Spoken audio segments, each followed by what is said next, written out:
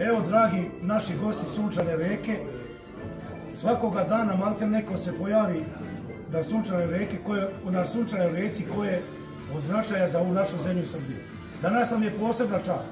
Evo, pogledajte mi s kim sedimo, danas iskipijemo kafe.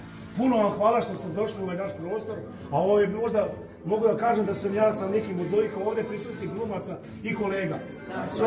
Eto tako. A nije samo kafe, nego pijemo i ovu džanariku. Naši dragi gosti piju, između ostalog, u našu rakiju džanariku koju mi proizvodimo i šljivu. Evo, živeli za sve. Kiselu vodu ne živeli. Kako je, gospodine Nino, kako je to? Fenomenalna džanarika, iznenadio sam se. Nisam je Vimo nije lako iznenaditi. Pa nije, da. Pa Bojančina. Svašta nešto sam probao, ne mislim na žene, mislim na rakije. Kako gleda. Nego, ovo je Nina, ona jako simpatična gleda. Dobro, vremi. Nina Nešković, hoće da te pokažem, da te ljudi vidi. Gledaj kameru ko što sam ja gledao kameru. Gledaj direktno u kameru. Gledaju kameru, ona je mlada glumica. Gledaju kameru. Tako, prijatno, hvala vam. Ajde,